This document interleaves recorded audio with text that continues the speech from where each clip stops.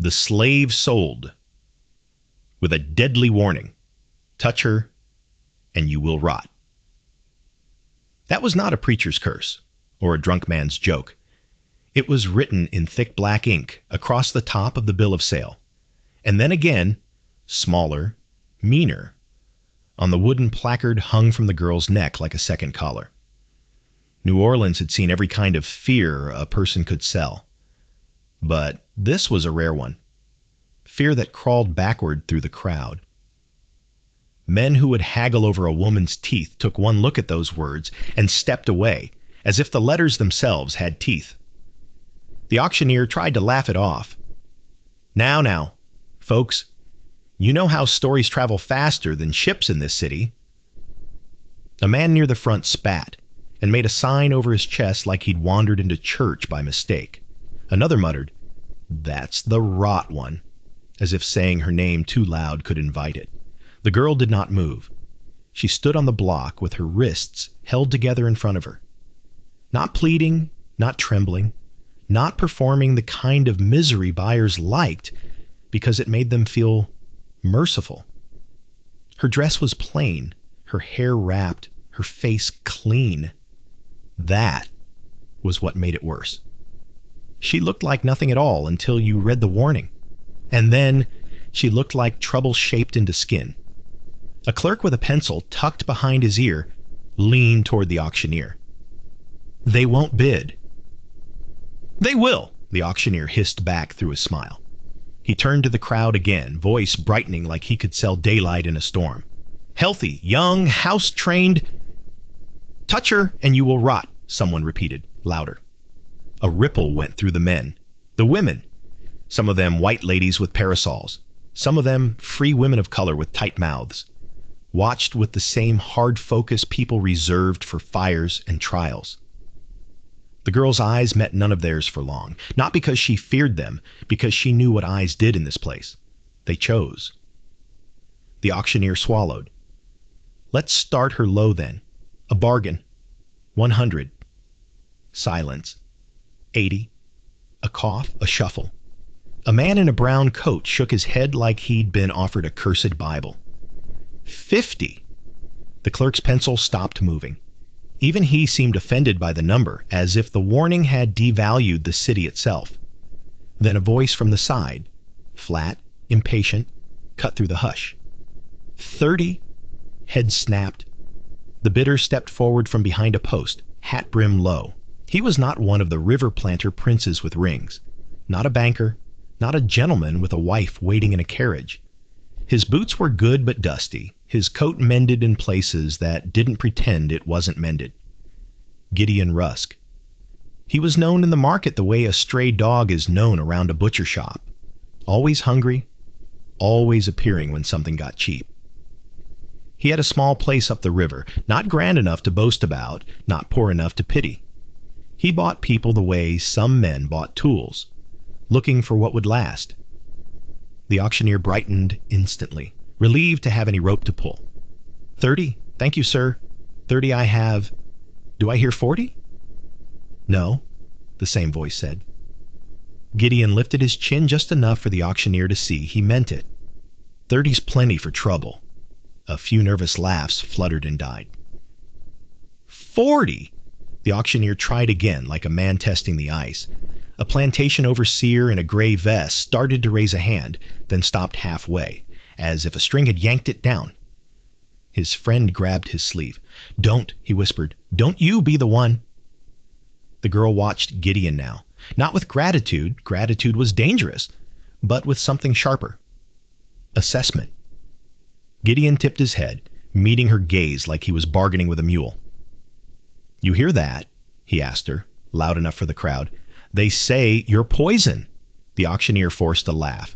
"Superstition sells better than truth, Mr. Rusk." Gideon shrugged. "Truth don't get cheaper." He lifted his hand, palm out, not touching her, not yet. The crowd leaned forward as if watching a man poke a sleeping snake. "Sold!" the auctioneer cried, slamming the gavel so hard the sound cracked open the air. "To Mr. Gideon Rusk, for $30. The clerk scribbled fast, as if the deal might vanish if he didn't pin it to paper. As the men on either side reached for the girl to lead her down, Gideon's voice snapped again. "Hands off!" They froze, startled. "Sir? You heard the sign," Gideon said. "Ain't paying extra for rot." That earned him another laugh, this one relieved, approving. A man who respected curses was safer than a man who challenged them. The girl stepped down on her own, and when she passed Gideon, close enough that the heat of her skin warmed the air beside him, she murmured, without moving her lips, so quietly it could have been the market itself whispering, "Thank you." Gideon's eyes flicked. "For what?" "For believing ink," she said, and walked. He didn't like that answer. It sounded like a warning inside the warning. They put her in the back of his wagon beneath a canvas that smelled like old corn sacks and river mud. Gideon climbed up front, took the reins, and clicked his tongue.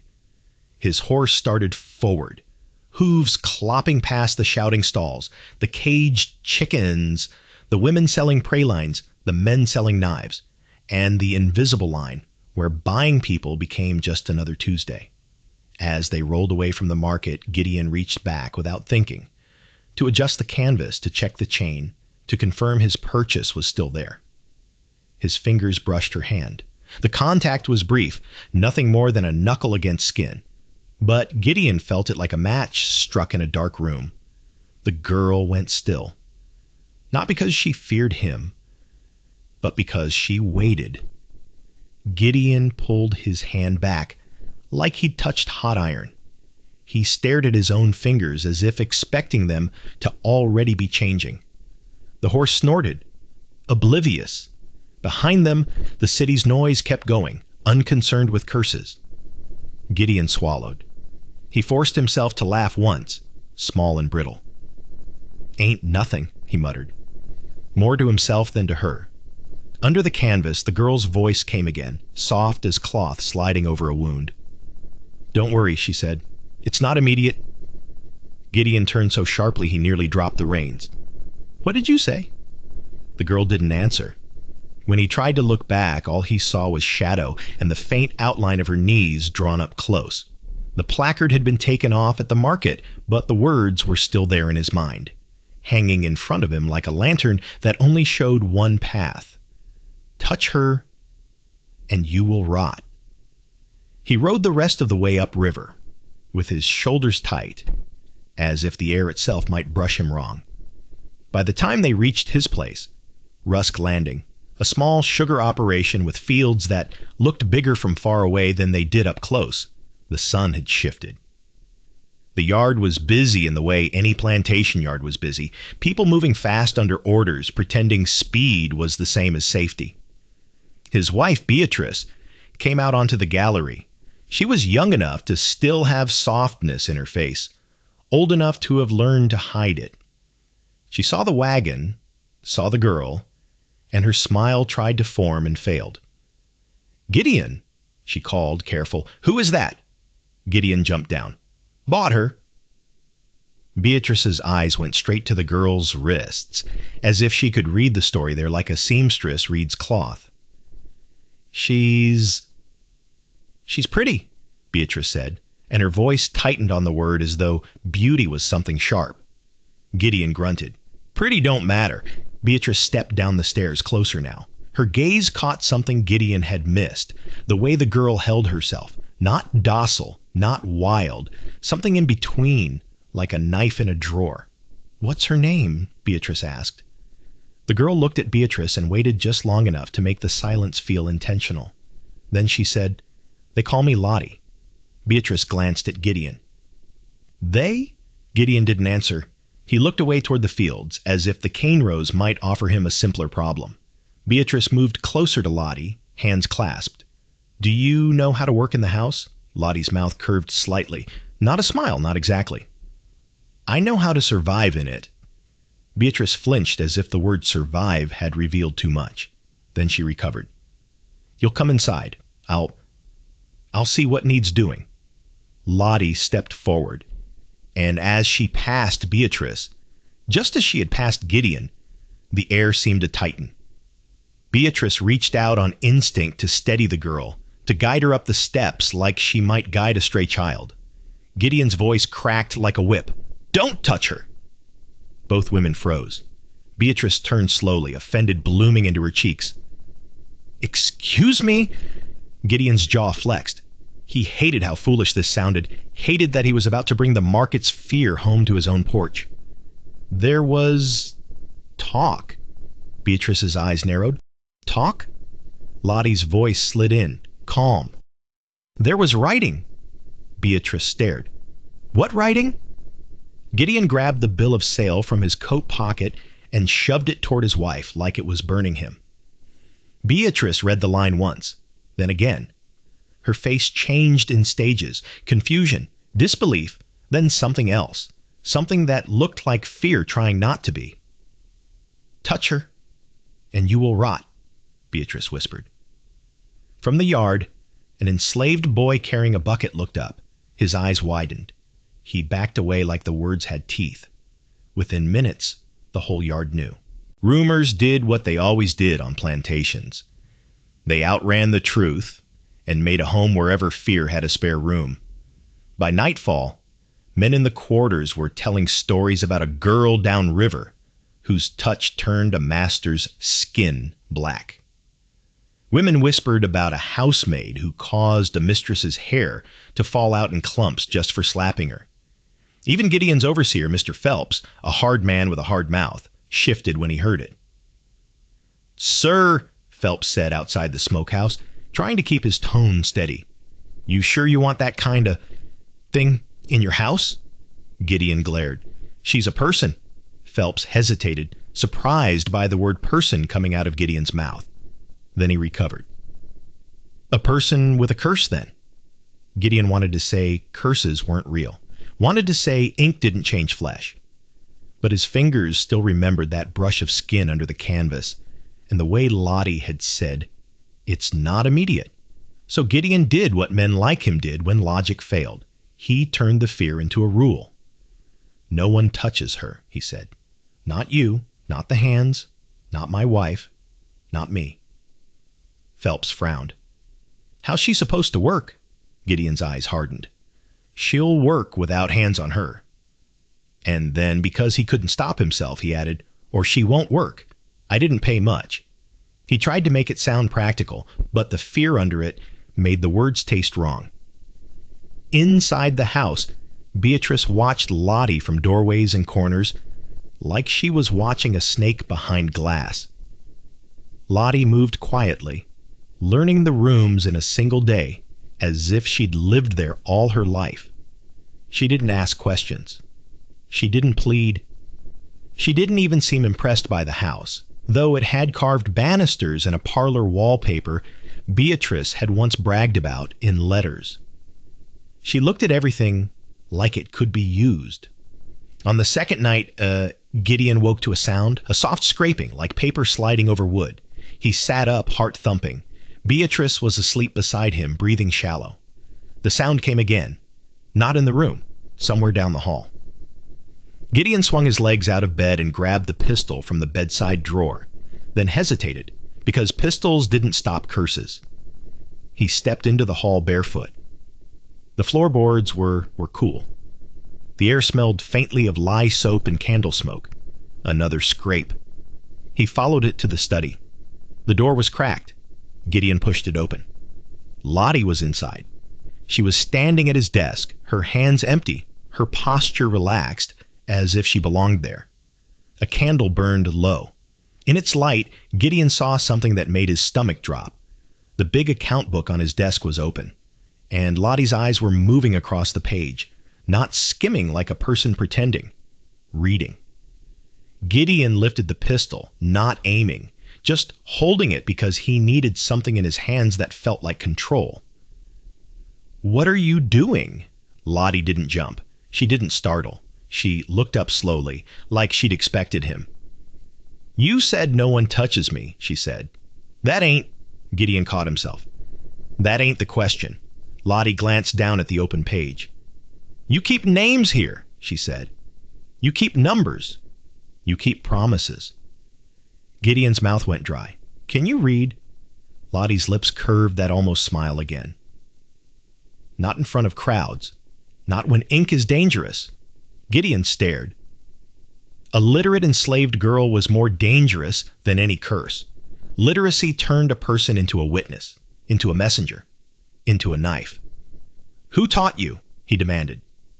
Lottie's gaze flicked to the window, toward the river, toward New Orleans, toward whatever past she carried like a hidden blade. Someone who paid for it. Gideon took a step forward, then stopped short, remembering his own rule. No touching. He lowered the pistol slightly. Close it, he said. Get out. Lottie did not move. You touched me already, she said softly. Gideon's throat tightened. What? In the wagon, she said. You did it by accident, but accidents still count, don't they? Gideon's hand tightened on the pistol until his knuckles whitened. I'm fine, he snapped, too fast. Lottie's eyes held his. Not yet. Gideon felt cold rise up his spine. What do you want? He asked, and hated how small his voice sounded. Lottie looked at the open page again. You bought me cheap, she said, because you thought you could handle trouble. Gideon swallowed. I can. Lottie nodded once as if accepting the lie for now. Then handle this, she said, and slid a folded slip of paper across the desk toward him, without touching him, without reaching too far, like she understood the rules better than he did. Gideon stared at it. What is that? A name, Lottie said. A place. A night. Gideon didn't pick it up. You think I'm running errands for you? Lottie's voice hardened a fraction. You think the warning is about sickness, she said. It's not. Gideon's pulse thudded in his ears. The warning is about rot, she continued. The kind that starts inside a man and spreads until he can't tell the difference between what he owns and what owns him. Gideon forced a scoff. That's preaching. Lottie tilted her head. Is it? Gideon stared at her, trying to decide if she was insane, clever, or something worse. Certain. Then she said, very quietly, they sold me with that warning because someone wanted me protected. Not from you. From who? Gideon asked, and the question slipped out before he could stop it. Lottie's gaze went to the candle flame, as if watching it for an answer. From men who think touching is the same as taking, she said. From women who think cruelty keeps their houses standing. From people who think silence is the only kind of safety. Gideon felt the room tighten. He wanted to shout. He wanted to throw her out. He wanted to pretend he hadn't heard anything. Instead, he asked, Who wrote it? Lottie's eyes met his again. Someone who knows what you are, she said. Gideon's stomach turned. You don't know me, he snapped. Lottie's expression didn't change. I know what you bought, she said. And I know what you're afraid of. A man isn't afraid of rot unless he's already got something spoiled inside him. Gideon's face burned with anger, but underneath the anger was something else, an ugly flicker of recognition that he did not want to name. He stared at the folded slip of paper like it might bite. What happens, Gideon asked slowly, if I don't do what you want? Lottie's gaze slid to his hand, to the fingers that had brushed hers. Then you'll find out why the warning came with me, she said, sooner. A third scrape sounded. Beatrice, waking, shifting in the bedroom down the hall. Gideon's mind raced. He had a curse in his house. Or worse, a story so powerful it could behave like a curse. He backed out of the study, keeping the pistol low, eyes never leaving Lottie. Go back to your room, he said. Lottie nodded, obedient as a knife being sheathed. Good night, Mr. Rusk, she said, and blew out the candle with a single breath. In the darkness, Gideon's fear felt louder than any sound. The next morning, Gideon rode into town with the folded slip of paper in his pocket like a pebble that had turned into a stone. He told himself he was going to throw it away. He told himself he was going to ignore her. He told himself he was not the kind of man who took instructions from an enslaved girl with a market curse. But the paper stayed in his pocket. The town was small, just a scatter of stores and a church and a wharf, the kind of place that existed because the river demanded places. Gideon tied his horse outside the general store, went inside and asked for nails he didn't need just to have a reason to talk. The store owner, Mr. Harrow, leaned on the counter. Heard you went down river and came back with trouble. Gideon's jaw tightened. People talk too much. Harrow grinned. They talk because it ain't them. They say you bought that girl with the rot curse. Gideon kept his face blank. They say a lot. Harrow leaned closer. My cousin saw her at the market. Said the crowd stepped back like she had snakes under her dress. Gideon's fingers curled around the nails. You ever seen a man rot from touching somebody? Harrow laughed. Seen men rot from whiskey. Seen men rot from debt. Seen men rot from shame. Touching's just the excuse they tell themselves. That sentence landed like a rock dropped into a well. Gideon left the store and rode toward the churchyard where the slip of paper had pointed him. A name was written there. Reverend Mallory. Gideon didn't like preachers, but preachers liked secrets, and secrets were what Lottie seemed to be made of. Reverend Mallory was standing near the church steps, talking to a woman in a veil. When he saw Gideon, he stiffened slightly, as if recognizing him by the shape of his trouble. Mr. Rusk, Mallory said polite, what brings you? Gideon pulled the folded paper out and held it up without unfolding it. This, he said. Mallory's eyes flicked to it, his face drained of color. Gideon's gut tightened. You know what it is. Mallory swallowed. Where did you get that? Gideon felt his throat dry. That matters? Mallory glanced around, as if expecting someone to be listening. Not here, he said quickly. Not. Come behind. He led Gideon around the side of the church where the shadow lay thick and private. The air smelled like damp wood and old hymns. Mallory's hands shook slightly. Who gave you this? He demanded again, quieter. Gideon hesitated. Saying her name felt like placing it on the preacher's tongue, and he didn't trust what might happen next. A person, he said. A person I own. Mallory flinched. Own, he repeated. And there was something in his voice that wasn't just religion. Gideon's eyes narrowed. You know her. Mallory stared at the folded paper as if it might burn through Gideon's hand. I know of her, he said. I know what she carries. What she carries? Gideon echoed. Mallory's gaze snapped up. You bought her, he said, and the tone was suddenly sharp. You bought her with that warning, didn't you? Gideon's heart thudded. How do you know? Mallory let out a breath, shaky. Because I wrote it, he said. The confession hung between them like smoke. Gideon's mouth went dry. You wrote? Not because I believe in curses, Mallory said quickly, as if defending himself to God. Because I believed in men. In what men do when they think they can. Gideon's skin prickled. Why? Mallory's eyes flicked again toward the road. Because if she had been bought by the wrong hands, he said, she wouldn't have survived the week. Gideon's stomach tightened. You think she's in danger now? Mallory stared at him. Aren't you all danger? He asked softly. Gideon's face burned. He wanted to hit the preacher. He wanted to deny it. He wanted to pretend the question was unfair.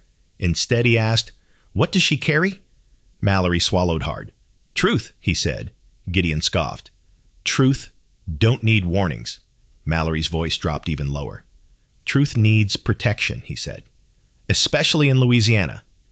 Gideon felt something cold settle in his chest. Truth about what? Mallory hesitated. Then he said a name that made Gideon's stomach drop for a different reason. Judge Alton Devereux, Mallory whispered. Gideon stared. The judge's name was known even up here, carried in newspapers and speeches. A powerful man. A man who could ruin you with ink and seal. What about him? Gideon demanded. Mallory's eyes looked old.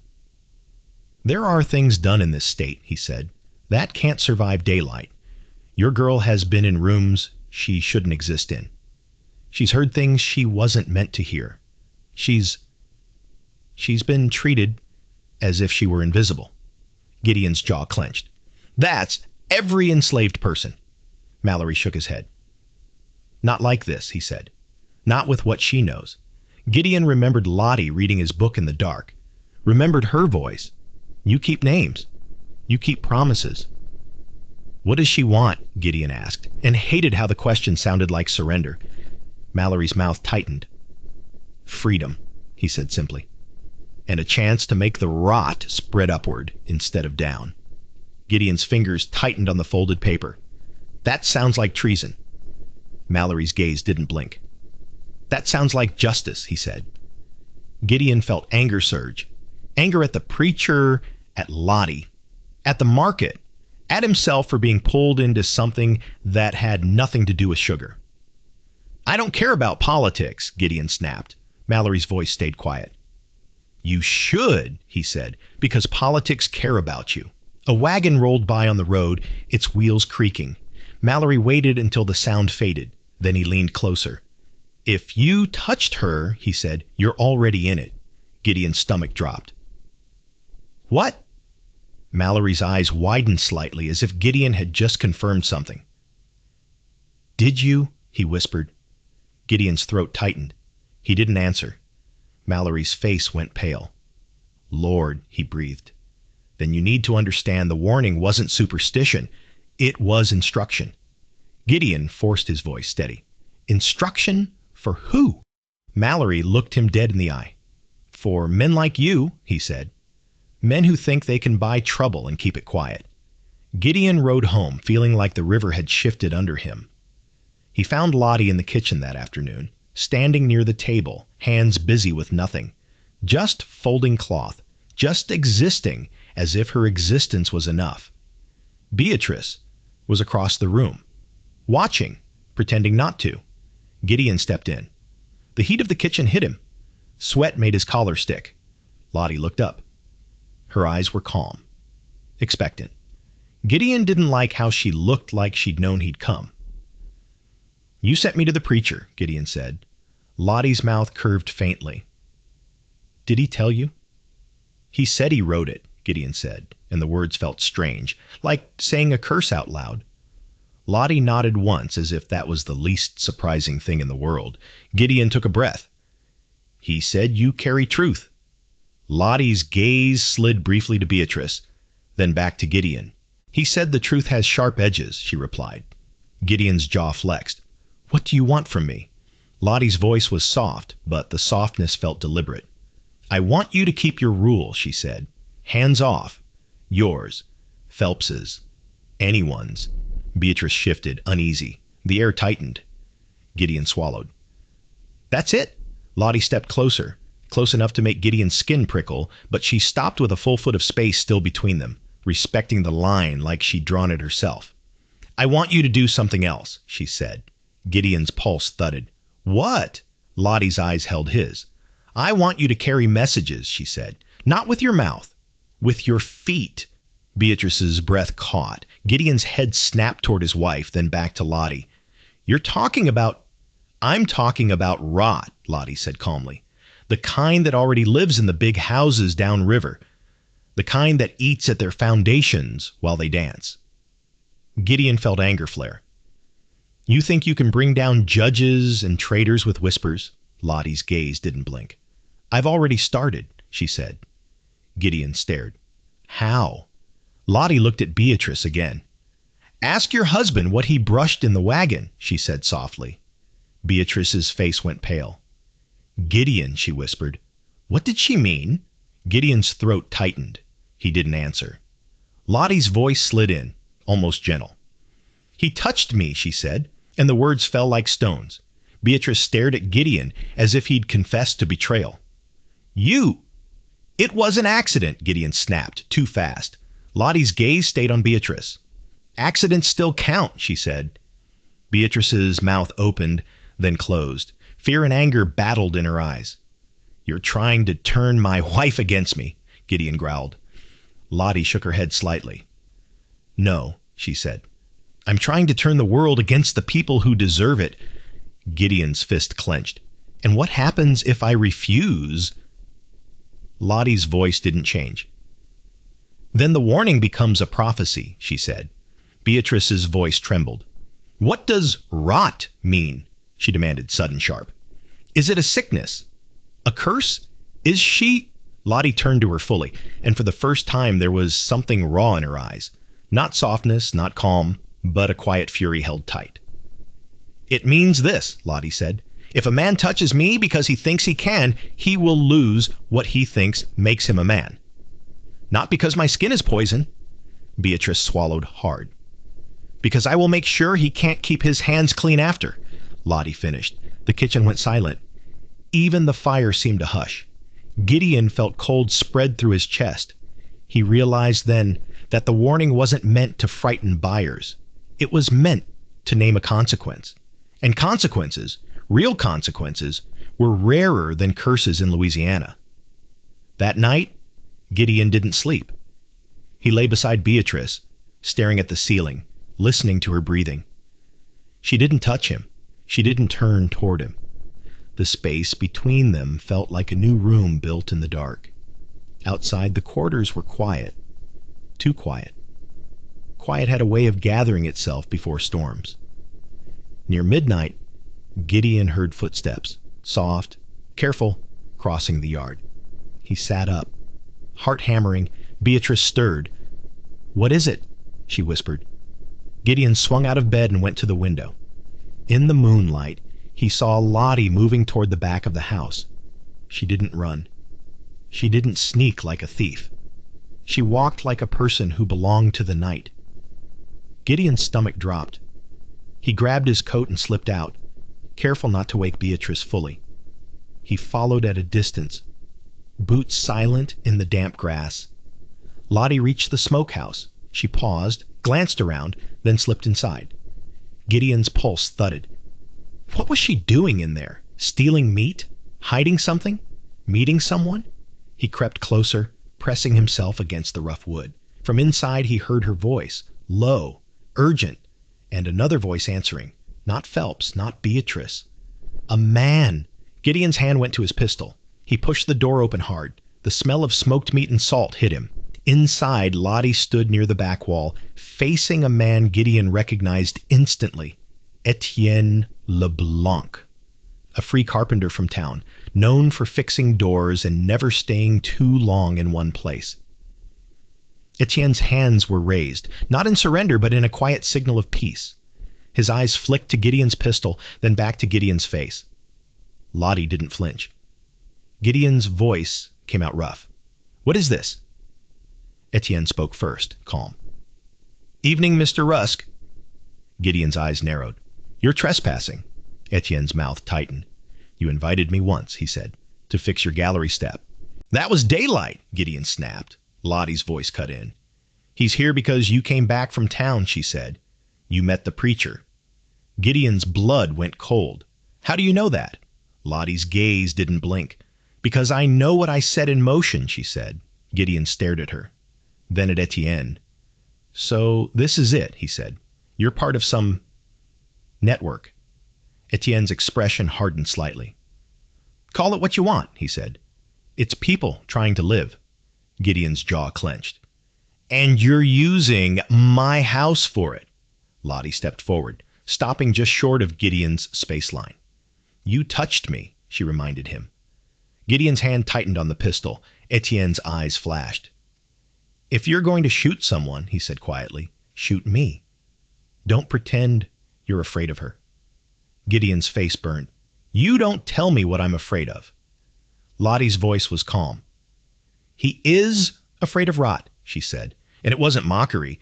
It was observation. Gideon's throat tightened. What do you want? Etienne glanced at Lottie, then back at Gideon. We want you to carry one letter, he said, to a man on the riverboat, Isabel, when it docks tomorrow.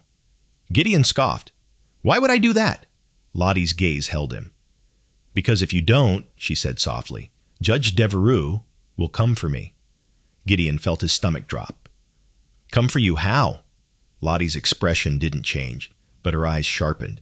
He will buy me back, she said, or he will take me. Beatrice's fear flashed in Gideon's mind.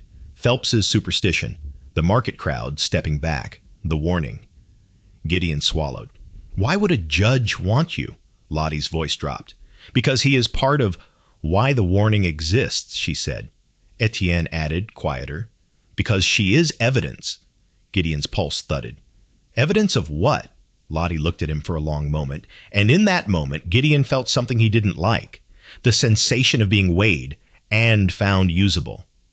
Then she said, of a crime that would rot this state from the inside out, if people dared to look. The smokehouse felt suddenly too small. Gideon's mind raced. He wanted out. He wanted to be ignorant. He wanted his life back, sugar, debts, weather, ordinary cruelty, anything but judges and networks and rot. But the warning had followed her into his house like a shadow. And now he realized the warning wasn't attached to her. It was attached to whoever claimed her. He lowered the pistol slowly. One letter, he said. And then you're done. Lottie's gaze didn't soften. One letter is never one, she said. Gideon's jaw clenched. I'm not a hero. Etienne's mouth curved, humorless. No, he said. You're just someone who touched the wrong person. The next day, Gideon did what he told himself he wouldn't do. He carried a letter. He hid it in the lining of his coat, rode to the wharf, and waited as the Isabel docked with its hiss of steam and smell of river. The man Etienne had described stood near the gangplank, a cook with scars on his hands and eyes that watched too much. Gideon approached, heart hammering. He didn't like how obvious he felt.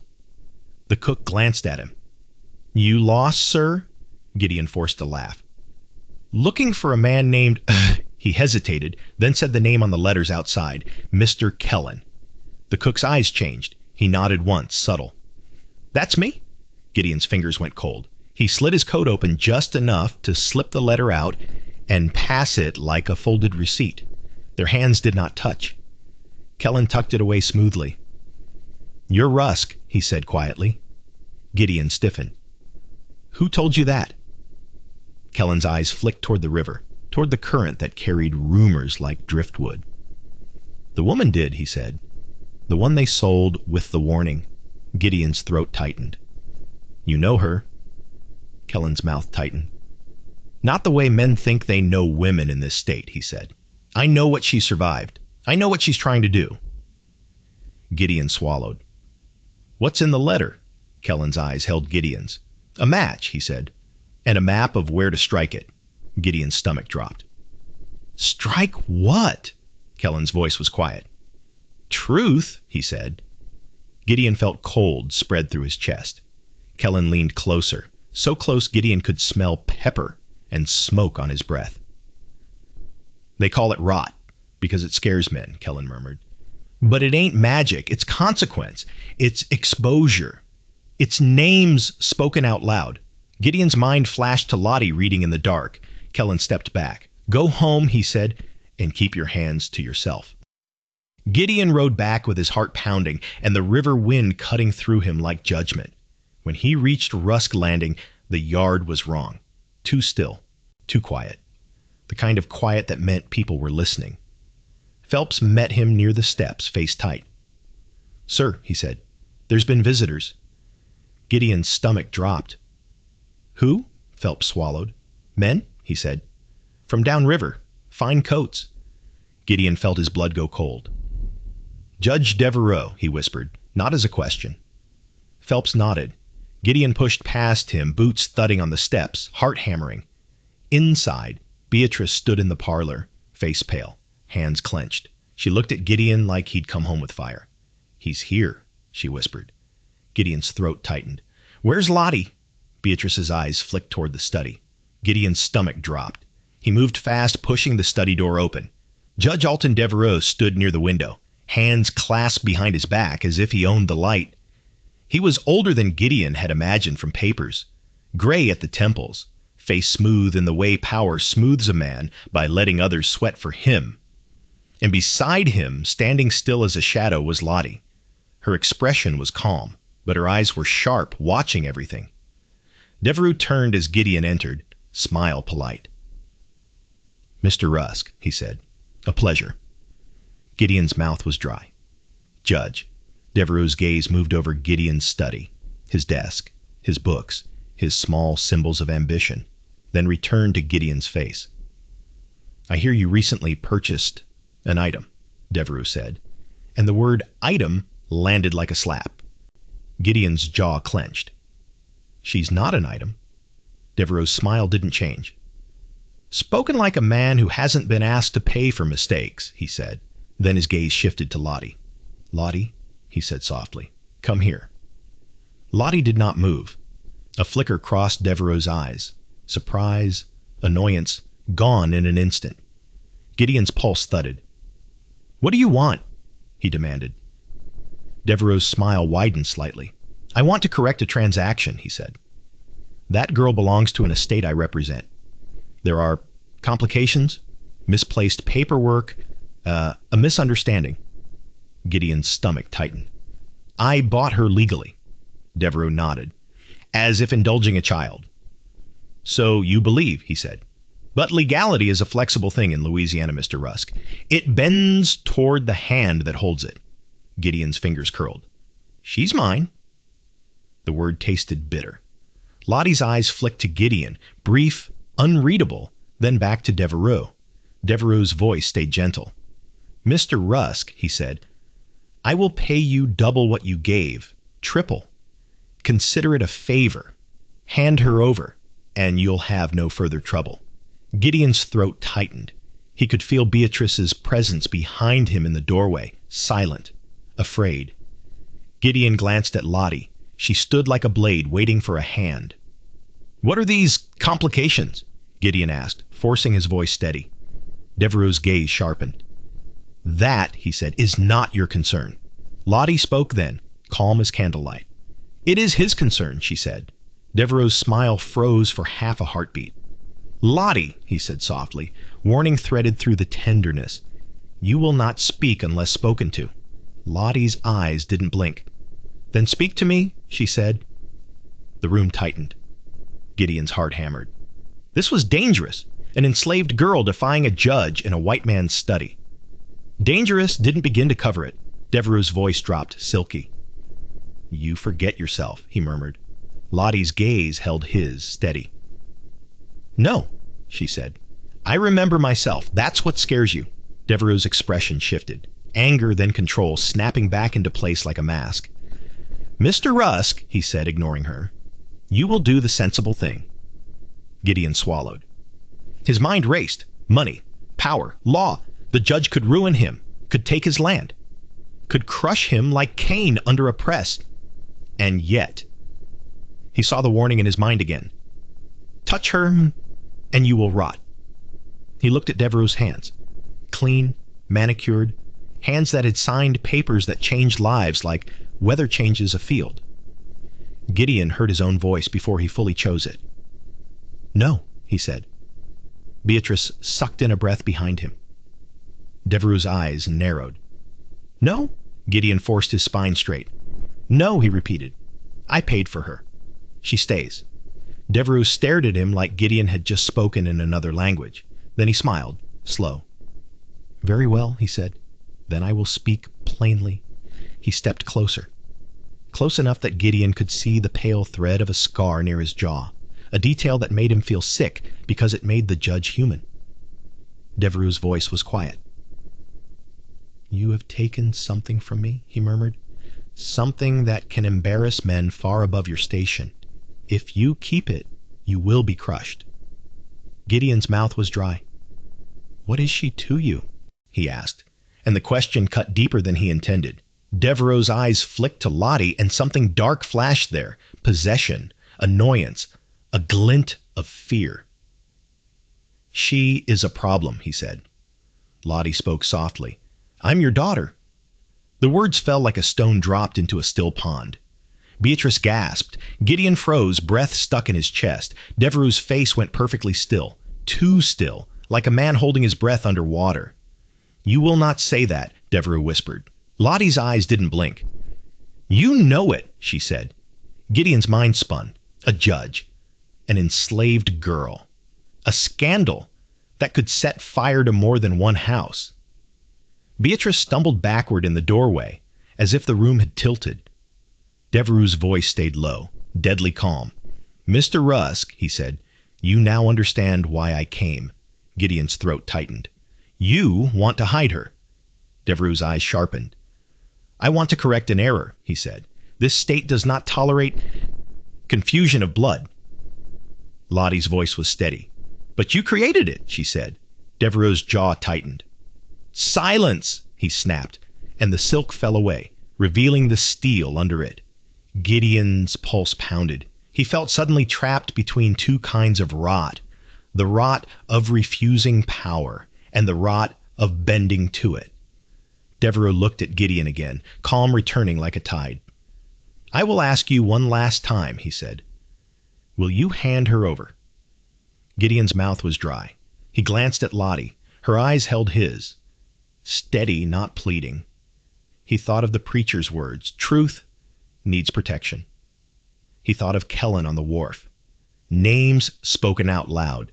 He thought of Beatrice upstairs, of his small life, of the way rot could spread through a house without anyone noticing until the beams softened. Gideon swallowed. "No," he said again. Devereaux stared at him. Then he smiled. Small, cold. "Then you will rot," he said softly.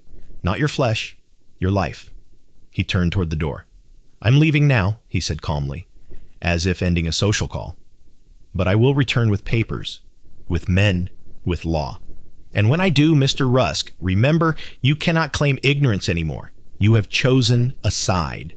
He paused at the threshold, glancing back at Lottie. For an instant, something flickered in his eyes. Regret, hatred, fear. Then it vanished. "Touch her," he said, voice like a knife sliding from a sheath, "and watch what happens." And he walked out.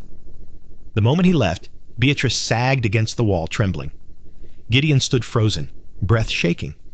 Lottie remained still. Beatrice looked at Lottie with horror and something else, pity trying to form and failing. "Is it true?" she whispered. "Are you—" Lottie's voice was quiet. "Truth doesn't care if you can bear it," she said. Gideon turned to Lottie, voice rough. "Why didn't you tell me?" Lottie's gaze held his. "Because you bought me," she said, "and people don't like hearing the thing they bought can ruin them." Gideon's throat tightened. "The warning," he whispered. "That's what it is." Lottie nodded slightly. "Touch me," she said softly, "and you become part of the story they're trying to bury." Beatrice's voice trembled. "What do you want?" she asked, and it sounded like surrender. Lottie's eyes shifted to Beatrice, just a fraction softer but not gentle. "I want the world to see what it pretends not to," she said, "and I want to get out alive." Gideon's jaw clenched. "Devereaux will come back." Lottie nodded. "Yes," she said, "and when he does, we need to make sure he's the one who rots." That night, the plantation didn't sleep. Gideon paced. Beatrice sat at the table, hands clenched so tightly her knuckles whitened. Phelps watched the house like he expected lightning. The quarters whispered like wind through dry cane. Near midnight, Etienne slipped back onto the property, moving like a shadow. Gideon led him into the kitchen, heart pounding. Kellen's letter had done something. He could feel it, like heat building in walls. Etienne's eyes flicked to Lottie. "He came," he said quietly. Lottie nodded. "Yes?" "And you said it?" Etienne asked. Lottie's gaze didn't blink. "Yes." Beatrice flinched at the simplicity. Gideon's voice was rough. "What now?" Lottie took a breath. "Now," she said, "we make him desperate." Gideon stared. "How?" Lottie's eyes sharpened. "By letting him think he can still control the story," she said, and then taking the pen from his hand. Over the next days, Lottie did something Gideon had never seen an enslaved person do in the open. She shaped the plantation's fear like clay. She didn't hide. She walked through the yard in daylight, calm, letting people see her. She didn't avoid eyes. She met them briefly, like someone counting exits. When Phelps barked at a man for working too slowly, Lottie's gaze landed on Phelps, and Phelps, hard as he was, shifted uncomfortably, as if the warning had crawled under his skin. When Beatrice's cousin came visiting, A sharp-tongued woman named Mrs. Voss who liked to pinch cheeks and inspect cupboards. Lottie stood in the doorway of the parlor, silent. Mrs. Voss's eyes slid over her, then snagged on the rumor that had already traveled downriver. "That her?" Mrs. Voss whispered to Beatrice. Beatrice's face went pale. She nodded. Mrs. Voss stepped back. "Lord," she murmured, "they say she'll ruin any man who—" Beatrice snapped, voice shaking. "Don't!" Mrs. Voss's eyes widened. "You've got her in the house," she whispered. "Beatrice, are you out of your mind?" Beatrice didn't answer, because she wasn't sure anymore what her mind even belonged to. Gideon watched all of it, sick with the knowledge that the warning wasn't keeping Lottie safe by itself. Lottie was using it, and then the rot began. Not in skin, not in flesh, in paper. One morning, Gideon rode into town and found Mr. Harrow's store buzzing with voices. Men clustered around the newspaper like moths around flame. Harrow's face was pale. "Gideon," he said as Gideon entered, "you seen this?" Gideon pushed through and grabbed the paper. A headline stared back at him, bold and unbelievable. "Judge Devereux linked to illegal shipments. Federal inquiry." Rumored Gideon's heart slammed. Harrow whispered, "They say someone sent letters upriver. Names, dates, routes. Like someone had been listening for years." Gideon's fingers went cold. He thought of Lottie reading by candlelight. Thought of her saying, "You keep names." He folded the paper and left without buying anything. By afternoon, a second blow landed. Phelps came into Gideon's office, face tight. "Sir," he said, "a man from the bank wrote out. Says your note—" Gideon's stomach dropped. "My note?" Phelps swallowed. "They're calling it in," he said. "Says there's concerns about your association." Gideon felt cold spread through his chest. He rode to town again, jaw clenched, and found the banker, Mr. Callahan, standing in his doorway, sweating. "Gideon," Callahan said quickly, hands raised as if Gideon had come with a gun. "It's not personal." Gideon's voice was low. "It feels personal." Callahan swallowed. "There's talk," he said, "about you. About who's been seen at your place. About Devereux visiting. About that girl—" Gideon's jaw clenched.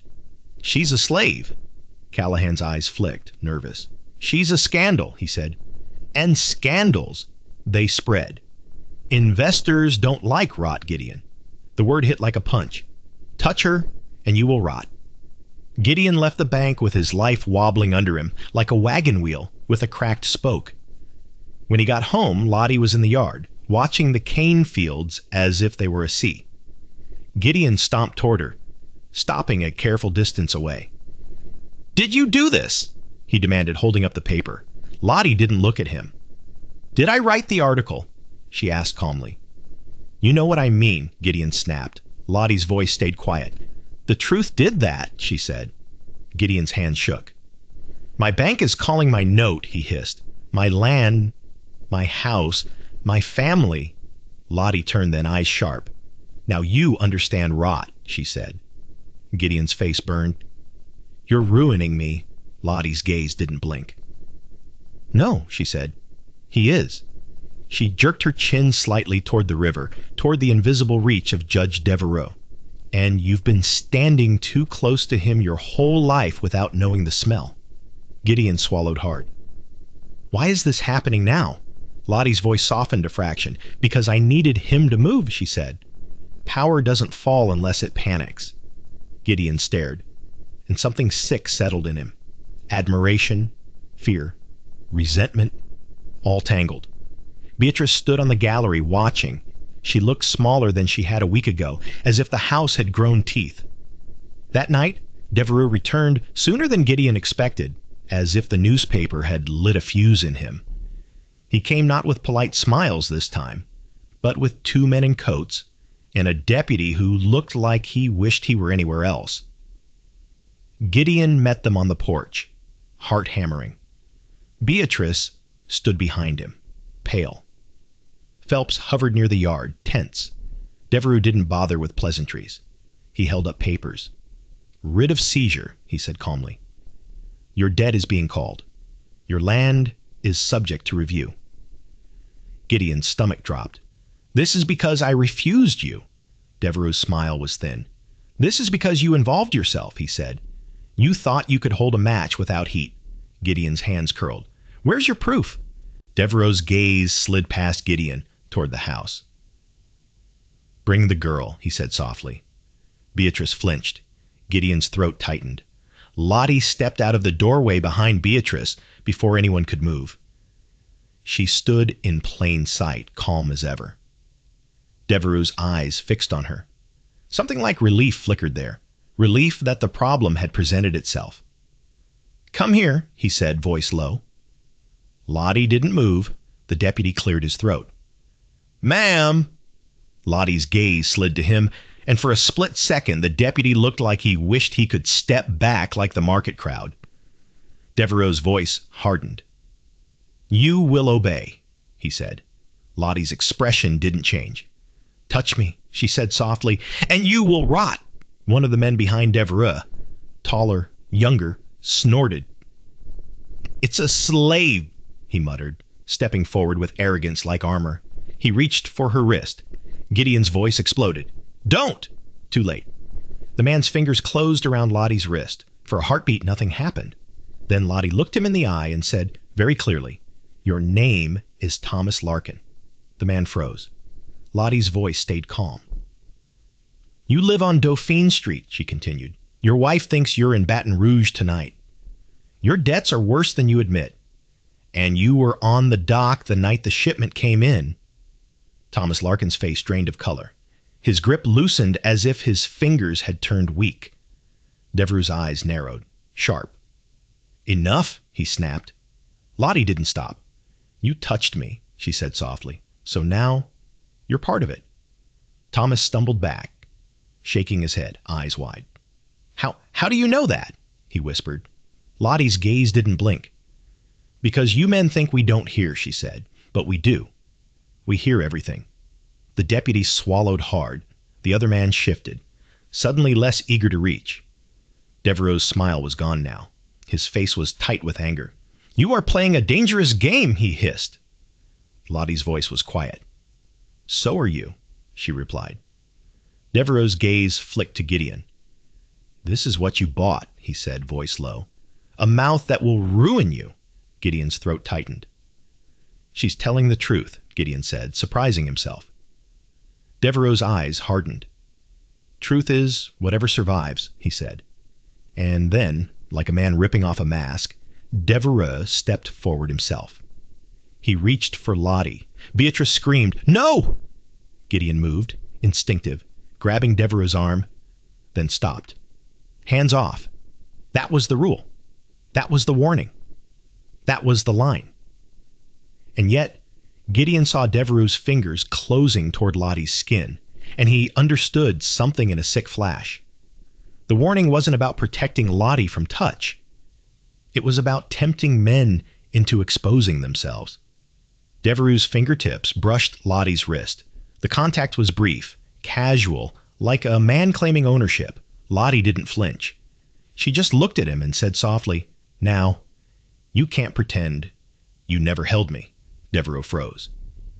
A silence fell so heavy Gideon could hear the river wind outside. Thomas Larkin backed away like he'd seen a ghost. The deputy swallowed hard, eyes darting between Devereaux and Lottie.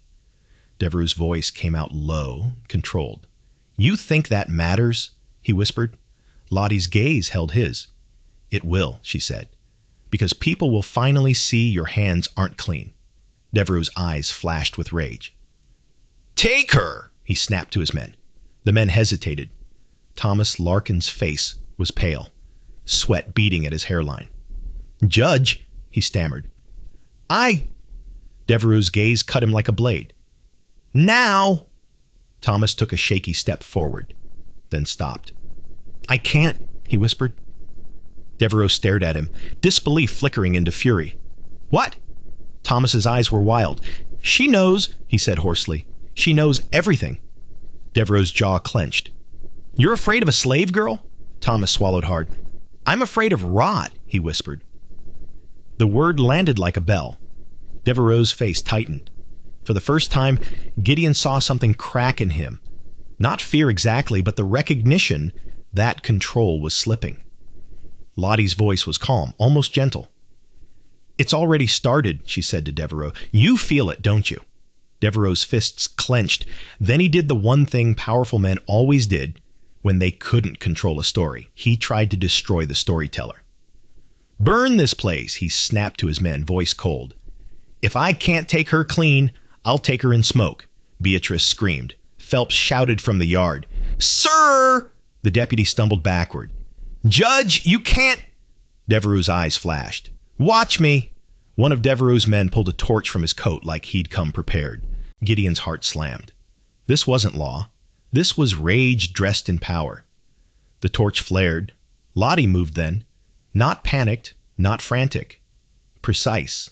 She stepped back toward the doorway and called out, loud enough for the yard, for the quarters, for the night. "Now!" For a heartbeat, nothing. Then the yard erupted.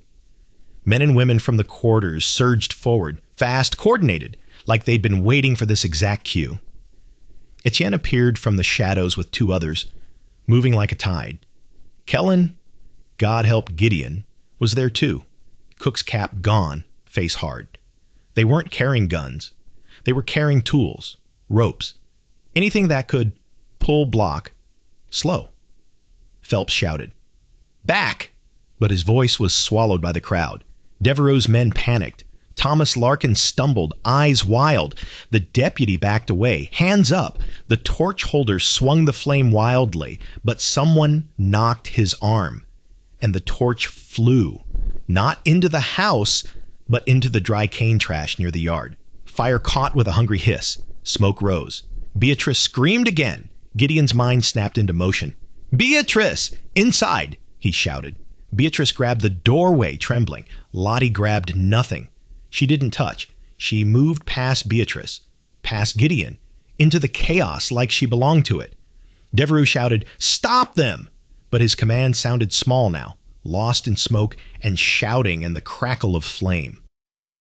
Gideon saw Devereaux's eyes, furious, calculating, and realized the judge wasn't leaving empty-handed. Devereaux lunged toward Lottie again, reaching. Gideon moved without thinking. He stepped between them. He didn't grab Devereaux's arm. He didn't touch him. He simply blocked. Devereaux's hand slammed into Gideon's chest, pushing him back. For a heartbeat, Gideon felt the judge's grip, hard, furious, on his coat. "Touch," Gideon thought, wildly. He touched me. And then the strangest thing happened. Devereaux's eyes flicked, just a fraction, as if the contact had startled him too, as if the warning had turned on him in his own mind. Because rot was not just a threat for buyers. Rot was what happened to any man who thought his hands could reach without consequence. Lottie looked at Devereaux over Gideon's shoulder and said, quiet and deadly calm, "Your papers won't save you now." Devereaux's face tightened. "You think a mob can do what law can't?" he hissed. Lottie's eyes were bright in the smoke. "I think truth spreads faster than fire," she said. And then from the road came another sound, hoofbeats. Many. Lanterns bobbed. Men in uniforms, federal men, not local deputies, rode into the yard, rifles lifted, faces hard. Someone shouted, "In the name of the United States!" Devereaux froze. Gideon's stomach dropped. Kellen. The letter. The inquiry. This wasn't rumor anymore. The lead officer rode forward, eyes scanning the chaos, then locking onto Devereaux like a dog spotting the scent it had been trained to find. "Judge Alton Devereaux," the officer called, voice ringing through smoke, "you are under arrest for suspicion of violating federal law, illegal trade, and obstruction." Devereaux's face went blank. For a heartbeat, the whole plantation held its breath. Then Devereaux's eyes snapped to Lottie. It wasn't rage now, it was something colder. "You," he whispered, and it sounded like a curse. Lottie didn't flinch. "Touch me," she said softly, "and you will rot." Devereaux's jaw clenched. His gaze flicked to his men. Thomas was pale, trembling. The other man looked ready to run. The deputy had disappeared into the shadows like a rat. Devereaux's control finally cracked. He turned and bolted toward the back of the house, moving fast for a man of his age. Gideon's mind flashed. He's going for papers. For proof. To burn it. Gideon lunged after him, heart hammering. Beatrice screamed his name. Smoke stung Gideon's eyes as he ran through the hall. Devereaux slammed into the study, yanking open drawers, grabbing at stacks of paper like a drowning man grabbing air. Gideon stood in the doorway, chest heaving. "Stop!" he shouted. Devereaux whipped around, papers clutched in his hands. His face was twisted with fury. "You think this ends me?" he snarled. "You think they'll care about a slave girl's story?" Gideon's throat burned. "They're outside," he said, voice shaking. "They're arresting you." Devereaux's eyes flashed. "Then I'll make sure she burns with me," he hissed. He grabbed the candle from Gideon's desk and threw it onto a pile of papers. Flame leapt. Gideon's heart slammed. "No!" He lunged, not to Devereaux, but to the flame, grabbing a book and slamming it down to smother the fire. Devereaux took the moment to move, toward the door, toward the hall, toward Lottie. Gideon spun, but smoke and panic tangled his limbs. Then Lottie appeared in the hallway. She stood there calm, as if she'd known exactly where Devereaux would run. Devereaux froze for half a heartbeat, stunned by the sight of her blocking him like fate. "You should have taken the money," Devereaux hissed. Lottie's voice was quiet. "You should have left me alone," she said. Devereaux's hand shot out. Gideon's breath caught. No touching. Devereaux's fingers closed around Lottie's arm again, hard, furious, claiming. Lottie didn't scream. She leaned in close, eyes locked on his, and whispered something Gideon couldn't hear. Devereaux's face changed instantly. Shock, then fear. His grip loosened. "What?" he breathed. Lottie's voice was still too quiet for Gideon to hear, but he saw Devereaux's mouth part. His eyes flicked toward the hall as if he'd suddenly realized how many people were listening now. How many men outside had come with lanterns and law. Lottie stepped back. "Say it out loud," she said, now loud enough for Gideon to hear. "Tell them why you wanted me." Devereaux's face went white. Gideon realized what she'd whispered. Not a curse, not magic. A detail. A name. A date. Something only Devereaux and the devil would know. And now she was forcing him to choose. Silence and rot. Or confession and ruin. Devereaux's lips trembled. He looked like a man standing at the edge of a cliff. Then the federal officer's voice boomed from outside the study door down the hall. "Judge! Come out with your hands visible!" Devereaux's eyes darted. His breath came fast. Lottie's voice stayed calm. "Touch me," she said softly, "and you will rot." Devereaux's face twisted. "You think you're holy," he snarled. Lottie's eyes hardened. "No," she said. "I think I'm done." And then she did something Gideon didn't expect. She lifted her own hands, open, empty, and stepped forward into the light of the hallway where the officers could see her. "I am Lottie," she called out, voice clear. "And Judge Devereaux is the reason I was sold with a warning." The house seemed to inhale. The federal officer appeared at the end of the hall, lantern light throwing hard shadows. Behind him, 2 more men with rifles. Devereaux stood in the study doorway, face white, eyes wild. His hands were not up. They were clutching papers like they were life rafts. The officer's gaze locked on Devereaux. "Hands up," he ordered. Devereaux didn't move. Then, with the desperation of a man who'd lived his whole life believing he could bend the world, Devereaux hurled the papers into the fire he'd started and lunged toward Lottie like he could still silence her with force. Gideon moved. Instinct, terror, anger, all at once.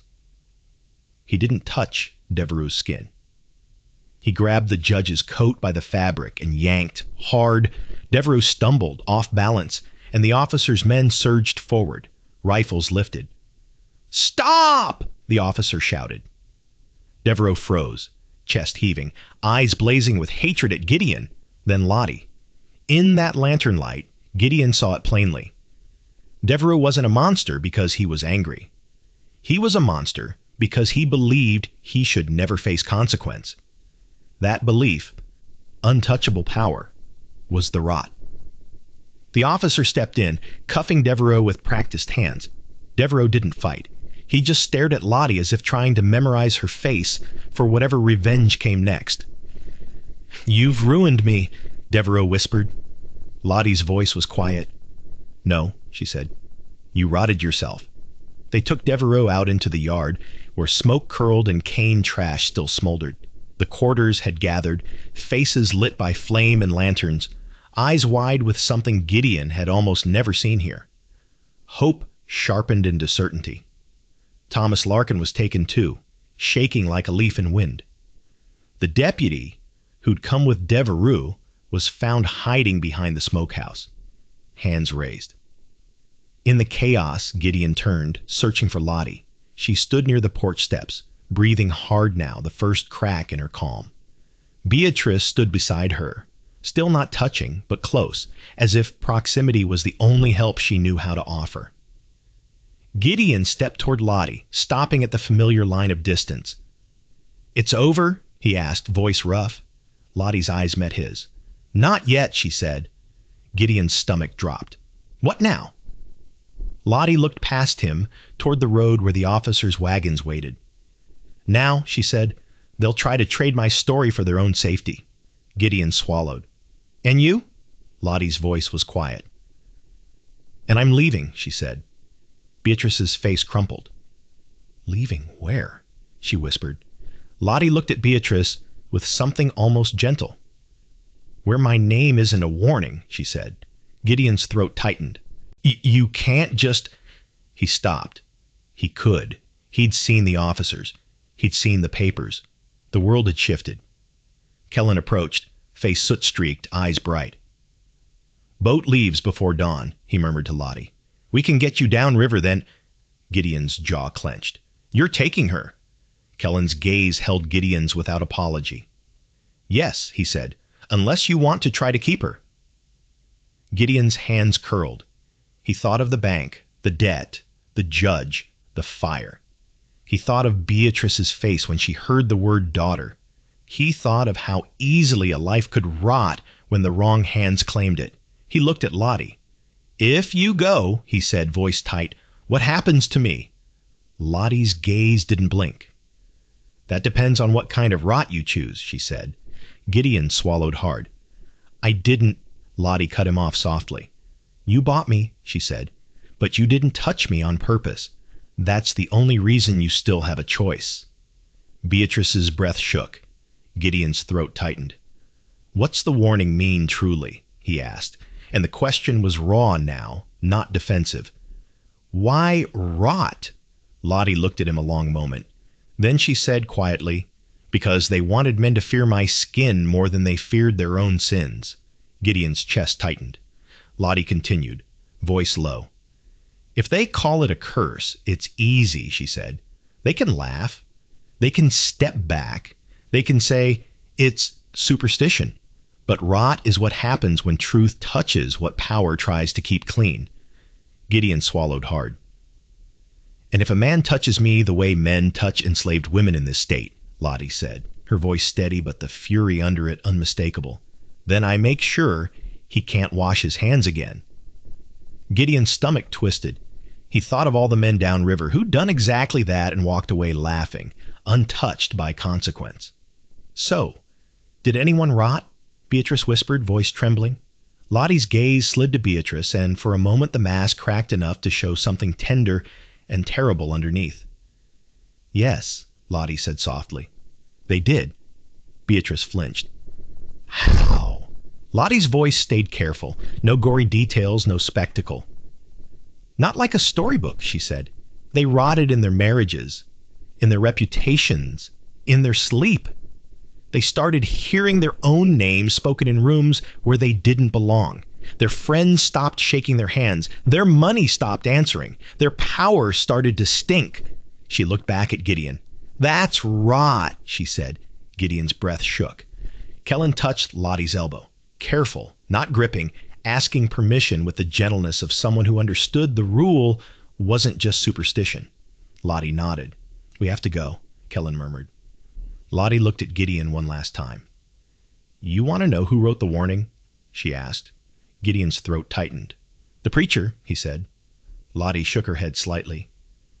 He put the ink on paper, she said. But I gave him the words. Gideon stared. You... Lottie's mouth curved faintly.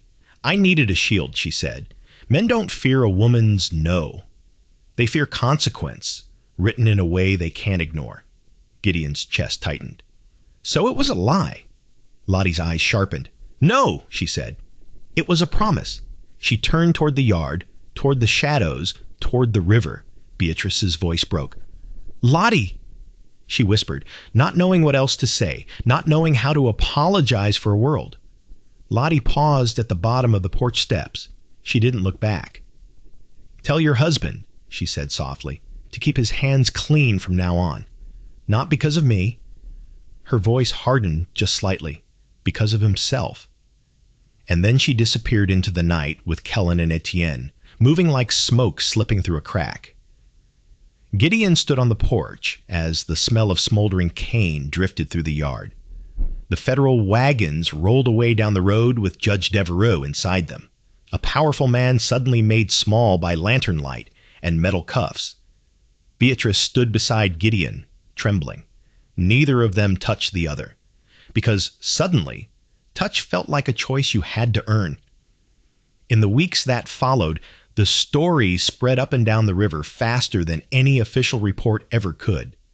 Some people told it as a ghost story, a cursed girl sold at auction with words that made men back away, a girl whose touch ruined those who tried to take what wasn't theirs. Others told it as a cautionary tale.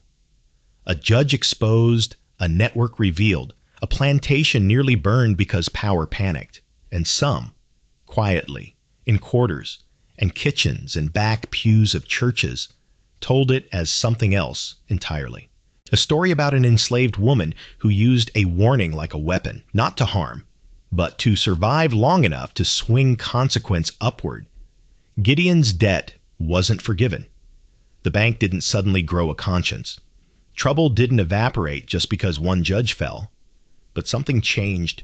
When men came asking questions, curious men, greedy men, men with smiles too smooth, Gideon didn't laugh with them. He didn't tell them the rot girl was gone. He didn't tell them what he'd seen in lantern light. He simply held up the old bill of sale, now folded and worn, and let them read the line that had turned a market quiet. Touch her, and you will rot. Sometimes they laughed. Sometimes they stepped back.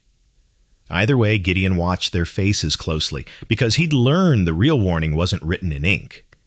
It was written in what a man did after he read it. One evening, months later, Gideon stood by the river watching the current slide past like time pretending it didn't remember anything. Beatrice came down to stand beside him, hands clasped. The air smelled of water and distant smoke. Beatrice's voice was quiet. Do you think she's alive? Gideon swallowed. Yes, he said. And he didn't know how he knew. He just did. Beatrice's breath shook. Do you think she'll ever come back? Gideon stared at the river. No, he said softly. Not here. Beatrice's voice trembled. What if the rot follows us instead? Gideon's jaw tightened. He thought of Devereaux's face when the officers arrived. He thought of Thomas Larkin's fear when a name was spoken out loud. He thought of how a whole system could be built on the belief that consequence belonged only to the powerless. The rot was always here, Gideon said quietly. She just pointed at it. Beatrice stood silent. Gideon stared at his hands in the fading light. Hands that had worked, hands that had bought, hands that had brushed skin without thinking and then spent weeks afraid of what that meant. He flexed his fingers slowly. Touch, he thought. Not just skin. Touch a life. Touch a truth. Touch a sin you pretend isn't yours. And then he finally understood why the warning had worked so well at the market. Because everyone there, buyers, sellers, ladies with parasols, men with coins, already knew the truth they refused to say. Some things don't rot because they're cursed. They rot because they deserve to. And somewhere downriver, far from auction blocks and judges, a woman whose real name Gideon would never know walked under a sky that didn't belong to anyone, carrying nothing but her own breath and a promise that had once been written in ink but now lived in consequence. Touch her, and you will rot.